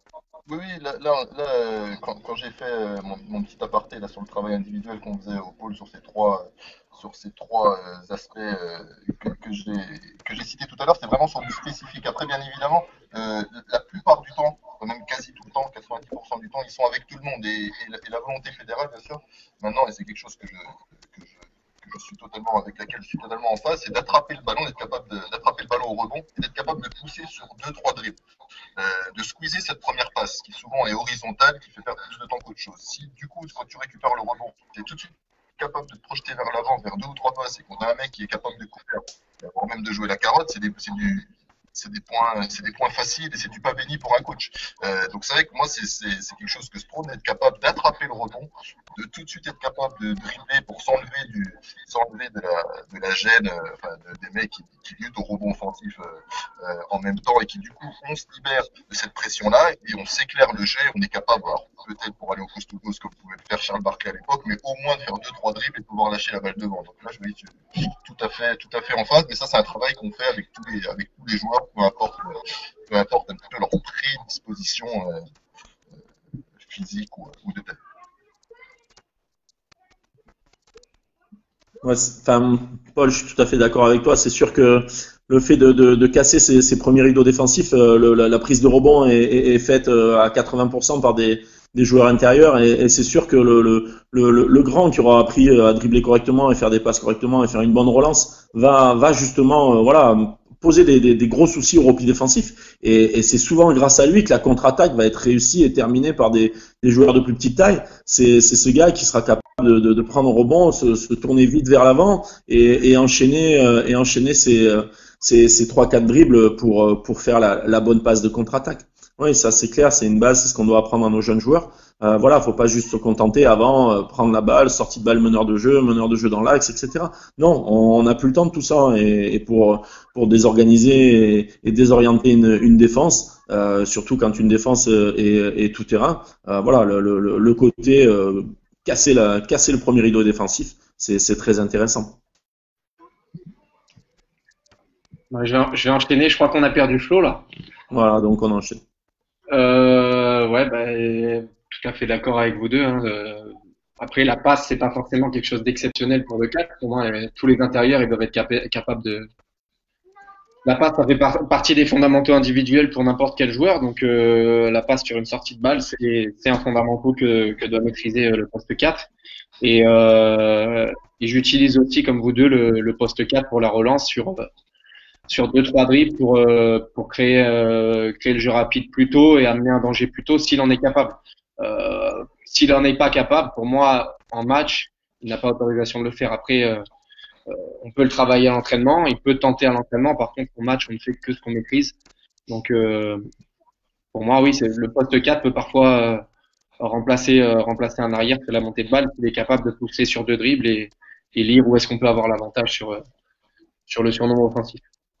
Ouais, Daniel, tu voulais en je voudrais juste rajouter un petit truc avec la spécificité du basket fauteuil. J'ai des joueurs qui sont excellents là-dessus dans la relance par la passe longue et en bras roulés. Voilà. Ça, c'est quelque chose qu'on voit beaucoup moins souvent dans le basket valide. Mais en basket fauteuil, le côté de passe lobée, avec j'ai 2-3 flèches, moi, des gars qui roulent à 2000 à l'heure, notamment mon petit meneur de jeu. Voilà, c'est sûr que il part à toute vitesse, prise du rebond et passe longue en bras roulés, et c'est diablement efficace. Voilà, vraiment très très efficace. Et enfin, mon équipe arrive à marquer beaucoup de paniers sur ce jeu rapide avec juste rebond et passe longue en bras roulés. Voilà. Anthony nous fait également une remarque sur l'ultime joueur intérieur, trait d'union entre l'intérieur ancien et moderne, pour lui, Arvydas Sabonis. Voilà. Passons maintenant, il nous reste donc 2 questions. N'hésitez pas à poser vos questions également, nous serons très heureux d'y répondre. Comment mettez-vous en valeur votre joueur intérieur dans le collectif, du plus jeune jusqu'au haut niveau? Daniel? Mais moi, je demande toujours à mes joueurs d'éviter de commencer les matchs en tirant à 3 points, d'amener la balle intérieure, de créer cette agressivité offensive en défiant l'adversaire par le centre, voilà, par le jeu intérieur.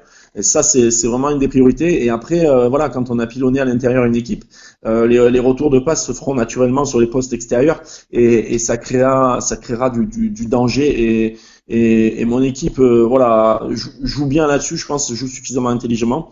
Le tir à 3 points en basket fauteuil est quelque chose qui existe, mais qui est dur. Tirer assis, je vous garantis que c'est quelque chose de loin d'être évident. On met des 3 points, mais on voit beaucoup moins d'équipes jouer à 3 points comme on peut le voir en valide actuellement, où il y a des équipes qui shootent presque autant à 3 points qu'à 2 points. En fauteuil, c'est encore quand même, ça passe beaucoup par le jeu intérieur, les shoots à 2 points. Voilà, le shoot à 2 points à 45 est quelque chose de très très utilisé.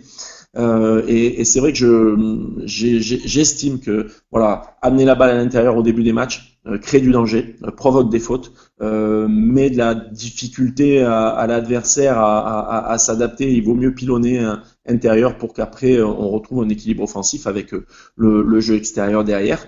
Mais voilà, j'ai la chance aussi d'avoir deux intérieurs très performants depuis 2 ans, et c'est sûr que c'est une facilité pour un entraîneur quand il y a beaucoup de danger à l'intérieur. Et voilà, on joue là-dessus et correctement, je pense. Benji? Ouais, moi dans le jeu c'est pareil, c'est leur donner à manger surtout en début de match, en sortie de temps mort, reprise de mi-temps. Mettre des options pour eux pour qu'ils aient des balles et qu'ils puissent s'exprimer. Avoir 2-3 formes de jeu dans ton projet offensif pour qu'ils puissent avoir les balles où ils sont bons, sur un 4 au large ou un 4 au post-up s'il est bon au post-up, un 5 pareil. Dans le jeu, c'est surtout là-dessus. Voilà, avoir des formes de jeu qui s'appuient là-dessus. Après, c'est surtout dans le discours. Pas encourager uniquement le mec qui score, le mec qui a fait la passe d'aise, voilà, encourager les aides défensives, la qualité des écrans, quand on fait les débriefs, le nombre de rebonds défensifs qu'a pu prendre le poste 5, ce qui a pu amener derrière tant de points sur jeu rapide, voilà, c'est plus dans le discours et leur faire comprendre que même si parfois ils sont un peu moins en lumière que les arrières qui peuvent tirer à 3 points ou mettre un peu le feu à la salle, leur boulot qui est un peu plus de l'ombre, il va amener des facilités à l'équipe pour se développer. Après, sur les entraînements, pédagogiquement, tu peux mettre en place des situations où tu obliges l'équipe à ne pas tirer tant que l'intérieur n'a pas touché la balle, que ce soit sur un main à main, sur un post-up ou sur un roll. Voilà, tu peux utiliser ce genre d'outils, mais pour moi, oui, c'est surtout dans le discours en mettant en valeur aussi tout ce qui est travail d'écran, de rebond et de placement, de jeu sans ballon. Des fois, juste le fait d'ouvrir un angle de passe, ça libère un tir pour un mec, ou de faire un roll dans le bon espace, sans toucher la balle, l'aide elle vient, et puis il y a le shooter qui est libéré. Donc voilà, faire comprendre qu'ils font partie du collectif, même si la plupart du temps, ils ont quand même un petit peu moins la balle que les arrières. Comment toi tu vois la chose Paul? Bah, moi, la mise en valeur passe vraiment par l'adaptation du projet de jeu par rapport aux intérieurs que tu as, que ce soit offensivement ou défensivement. Je m'explique, par exemple, défensivement, si on a des intérieurs qui sont assez mobiles, on peut faire des défenses sur des pics assez hautes, assez collaboratives, style des step out, on peut voire même des prises à deux. À l'inverse, si on a un grand qui est un peu pâteau, pas avec beaucoup de mobilité, alors là, on va essayer un peu de le protéger sur du protect sur les pics ou alors de coller. Pareil, sur la défense poste basse, on est avec des petits intérieurs assez mobiles, mais qui peuvent pas forcément lutter sur le poste bas. Bah, peut-être faire des prises à deux. À la rigueur, à l'inverse, laisser la responsabilité si on a un mec qui est capable de tenir le duel. Offensivement, pareil, si on a un intérieur qui est capable de jouer dans le jeu posté, mettre des formes de jeu, on pourra lui donner le ballon dedans, s'adapter aux spécificités. Si on a un intérieur qui est capable de shooter, alors on peut être forcément sur du pick and roll, mais plutôt sur du flair. Enfin voilà, vraiment adapter le projet de jeu par rapport à notre style, enfin, aux qualités qu'on a dans notre équipe et notamment sur les joueurs intérieurs. Donc c'est une mise en valeur un petit peu, enfin pas directe quoi, mais voilà, c'est une adaptation par rapport aux forces et puis pour que du coup ils puissent se sentir épanouis et en phase avec ce qu'on propose. Merci, Paul. Daniel?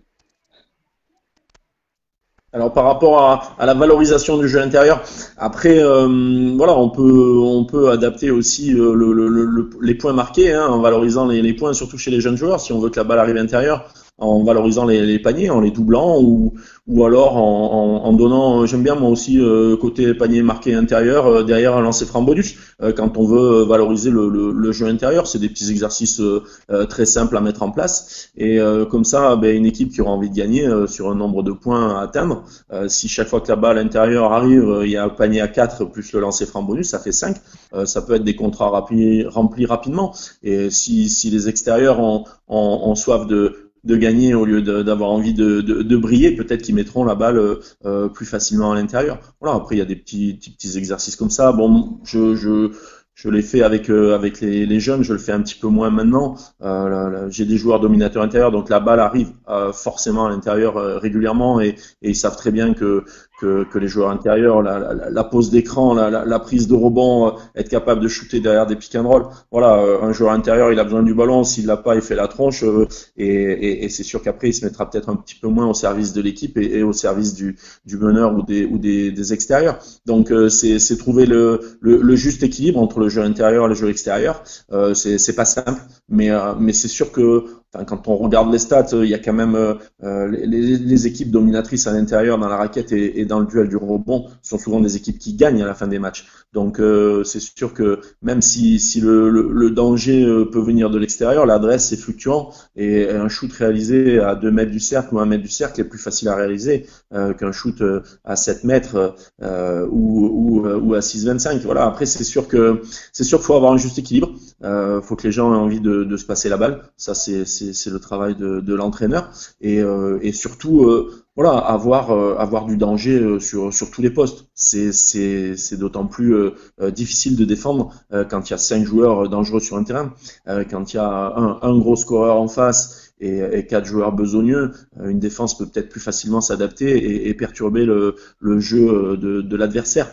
Moi, c'est ce que je dis à mes joueurs, voilà, que ce soit des petits points ou des gros points, si tout le monde est dangereux, l'équipe sera plus difficile à défendre. Alors, n'hésitez pas à poser vos dernières questions. Nous avons 2 remarques. Karine, elle nous dit, Daniel, que tu le faisais avec les filles en sport-études pour les points bonus. Tout à fait, voilà, c'est valorisé. C'est sûr que là, c'était encore autre chose. C'était pas les intérieurs et les extérieurs, c'était les filles avec les garçons. C'est sûr que valoriser le travail des filles par rapport aux gars, c'est compliqué. Les gars souvent sont très très individualistes et pas hyper collectifs. Les filles beaucoup plus. Et c'est sûr que de valoriser les paniers marqués, voilà. Bon, c'était la section sportive, c'était des garçons et des filles qui s'entraînaient ensemble et pour valoriser les paniers et les points des filles et valoriser le jeu des filles, je valorisais leur panier réussi. Oui, tout à fait, c'est exactement ce que l'on peut faire quand on a que des garçons ou que des filles, si on veut valoriser le travail de certains postes. Voilà, on peut donner plus de points au panier réussi à l'intérieur ou plus de points réussis par les filles s'il y a des filles et des garçons ensemble. Oui, c'est très intéressant. Et nous avons une remarque également de Michael qui nous dit d'après D'Antoni, il n'y a plus besoin d'intérieur. Voilà, donc voulez-vous réagir par rapport à ça? Ben, en fait, l'option l'option qu'a prise d'Anthony, c'est-à-dire vraiment, il y a même plus de, il y a même plus de poste 3-4, Le on va micro dire. small ball. Voilà, le micro small ball, c'est-à-dire avec un PJ Tucker qui est quand même qui fait 1m96 en intérieur, ça peut marcher par séquence et avec des joueurs très très très forts sur les postes extérieurs, comme pouvait le faire Golden State avec Curry, avec Thompson, avec Durant, avec Iguodala qui est capable de défendre. Euh, voilà, et que Draymond Green ou Iguodala pouvaient sécuriser le rebond. Là, Houston, il y avait quand même quelques petits problèmes parce qu'il n'y avait pas vraiment un extérieur qui était capable de prendre beaucoup de rebonds. Et c'est vraiment ça. Enfin, il y avait Westbrook, mais c'est un peu un cas à part. Mais voilà, c'est vraiment cette capacité à pouvoir défendre, à pouvoir sécuriser et ton rebond et tes accès au cercle. Voilà, faut avoir des joueurs qui peuvent être dans ce moule. Alors lui, il a mis en place déjà le small ball à l'époque où il mettait Boris Dio en poste 4 ou alors Sean Marion avec Stoudemire qui était viable, ça courait beaucoup. Le micro small ball, ça peut marcher par séquence, mais sur la longueur d'un match, à mon avis, c'est quand même compliqué, comme le disait Daniel. C'est souvent les équipes qui sécurisent le rebond et qui à un moment donné peuvent jouer sur demi-terrain et qui au bout d'une série, peut-être sur un match, ça peut passer quelques matchs, mais au bout d'une série, comme peut être la NBA sur les playoffs, c'est dommage, ça ira pas, enfin, peut-être pas à son terme, mais ça, à mon avis, c'est compliqué. Merci Paul. Avant de conclure, une dernière question. Pour vous, le poste intérieur est-il le plus dur à jouer, Benji? Bonne question. Je pense pas que ça soit plus dur qu'un autre. C'est, comme on le disait tout à l'heure, comme le disait tout à l'heure Daniel, ils ont un peu moins de balles. Quand ils ont un peu moins de balles, ça râle, ça met moins d'écran, ça va moins en rebond. C'est sûr qu'ils sont un peu moins dans la lumière, ils ont un peu moins le ballon. Le poste ingrat, ouais. C'est un peu le poste, voilà, c'est ça, c'est un peu le poste ingrat. Après, c'est pas le plus dur parce que généralement, moi, c'est souvent ce que je dis à mes joueurs, c'est que si les ballons que vous avez, vous les rentabilisez, la balle, forcément, les joueurs qui sont à côté de vous, ils sont pas trop dégueux. La balle, elle revient automatiquement. Hein. C'est comme à la fin. Hein. Il y a tous les joueurs qui veulent toutes les balles pendant le match, mais à la fin, généralement, dans la dernière minute, quand c'est égalité, ils filent tous la balle au même joueur et ils attendent qu'il fasse. Donc, si ce que tu as à faire, tu le fais bien, voilà, les coachs, ils bossent avec les extérieurs pour développer leur qualité, ils bossent avec les intérieurs pour développer aussi leur qualité. S'ils bossent dur et qu'ils arrivent à maîtriser et à rassurer tout le monde sur ce qu'ils savent faire, c'est comme un poste 3, un poste 2 ou un poste 1. Je pense qu'ils pourront être mis en valeur au moment où il faudra. Après, c'est sûr que il faut être un peu moins peut-être égoïste qu'un extérieur. Il faut être un peu plus généreux. Il faut être un peu plus dans le collectif, je pense. Et il faut être un petit peu plus patient aussi. Voilà, c'est plus des qualités, ouais, c'est plus des qualités mentales qu'il faut avoir. Mais après, dans le jeu, au niveau technique, c'est idem que pour les autres pour moi. Ton avis, Paul? Ah, moi j'adore le poste 4. C'est le moins contraignant. Il faut être poste 4. Poste 4, tu prends toujours le moins physique des intérieurs. Le plus gros intérieur, tu le donnes au 5. Ou alors tu prends le moins rapide des extérieurs si ça joue à 3 ou 4 extérieurs. Donc non, normalement tu peux relativement te planquer. Poste 4, tu peux un peu shooter, tu fais un peu de tout, un peu rien. Non, c'est pas mal le poste 4. Tu cours généralement dans panier, donc t'as pas trop de kilomètres à faire. Pour peu que tu sois shooter, tu fais 3 points. Moi qu'on joue pas avec les montres parce que tu verrais que non, blague à part, ça peut être dur si tu vois jamais le ballon, mais comme tous les postes. Quand t'es un meneur de jeu, quand t'es un meneur de jeu avec James Harden, ça va pas être facile à vivre, ou avec Kobe Bryant, ça va pas être facile à vivre. À l'époque, voilà, tout dépend avec qui t'es sur le terrain. Tant que tu vois jamais le ballon, tous les postes peuvent être compliqués. Daniel? Ben, c'est sûr, je pense que voilà, il y a pas un poste plus simple et plus facile que les autres. Voilà. Après maintenant la rareté des joueurs intérieurs, même si la moyenne de taille évolue très fortement ces dernières années, on a beaucoup moins de joueurs intérieurs, surtout nous dans la région où on vit avec Ben, hein, sur la Côte d'Azur, des joueurs à plus de 2,10 m, ça court pas les rues. Si on en croise à Juan-les-Pins l'été, c'est des Hollandais ou des Allemands, voilà, ou maintenant des Ukrainiens ou des Géorgiens. Mais c'est sûr que le poste intérieur, de par sa rareté, dû au moins à la population, au pourcentage de la population française qui est quand même beaucoup plus petite que la moyenne européenne, je pense, que certains pays du moins. Donc c'est un poste délicat, c'est un poste très utile, on en a besoin. On le dit depuis le début, je pense que l'équilibre d'une équipe, même si on joue small ball, à un moment donné, il faut des joueurs de grande taille parce que la lutte au rebond et détermine souvent le gain du match. Donc on va avoir besoin à un moment donné parce que un joueur d'1,98 m sauter à chaque fois sur des joueurs de 2,15 m ou 2,18 m, en fin de match il sera plus fatigué, sa détente sera plus la même, alors que le gars de 2,15 m il aura toujours la même envergure, il aura toujours la même taille et il ira choper les 2-3 rebonds importants. Voilà, après pour moi, effectivement, j'ai toujours été meneur de jeu, donc le poste le plus agréable, c'est celui de meneur de jeu. J'ai toujours eu beaucoup de respect pour mes intérieurs, parce qu'il faut développer d'autres qualités. Bon, après, on peut avoir des grosses qualités de shooter comme avait Paul, a toujours Paul d'ailleurs. C'est sûr que c'était un poste 4 moderne. Il a été peut-être un précurseur dans le basket, hein, entre les deux lignes de 3 points, il l'a dit. Et c'est vrai que bon, on n'avait pas beaucoup de postes 4 autant shooter à l'époque, mais c'est sûr que voilà, on a besoin de ces gros entre guillemets qui vont avoiner, qui vont se jeter sur les ballons, qui vont mettre des pains. À Antibes, on avait beaucoup de respect pour un joueur qui s'appelait Fred Domont, qui s'appelle toujours Fred Domont d'ailleurs, qui a été peut-être le mec le plus besogneux qu'on ait eu en France, un porte-drapeau émérite de l'équipe de France en 93 au championnat d'Europe. Ce mec-là a fait une carrière en étant un guerrier, un vrai guerrier sur le terrain, rebond, défense, écran, voilà, et tous les gars brillaient à côté de lui. Et c'est sûr que c'est un gars qui soit passé à Pau, à Nancy ou à Antibes, il a amené un gros plus dans toutes les équipes où il est passé, alors que c'était pas un mec qui a fini avec une saison à plus de 10 points de moyenne.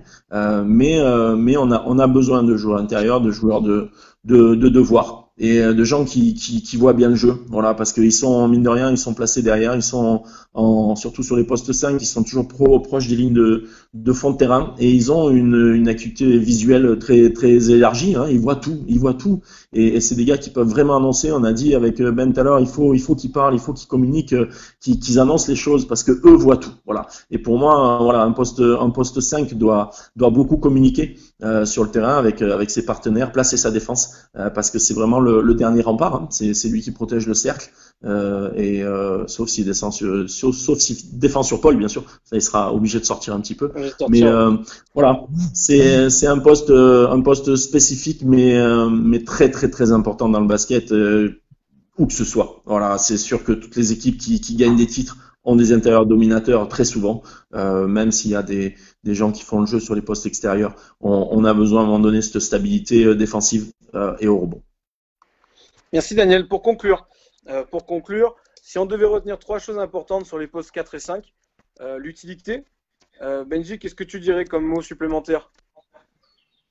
T'as dit quoi comme mot? J'ai pas entendu, excuse-moi. L'utilité des postes 4 et 5. Si je devais dire 3 mots, rebond, lecture de jeu et caractère. Dans le sens, pour moi, il faut qu'ils aient un caractère. À l'intérieur, il a un caractère spécifique. Ok, Paul? Communication, l'aspect communicatif notamment comme le disait Daniel, sur ce que tu veux mettre en place défensivement, les annonces d'écran. Rebond, parce que beaucoup de rebonds tombent dans les mains des intérieurs. Et écran, parce que maintenant on voit de plus en plus dans le basket moderne des joueurs capables de poser des bons écrans et de filer au panier, des choses qui se faisaient bien avant, qui a un temps été perdu. Je trouve que les écrans sont beaucoup moins bien posés qu'avant.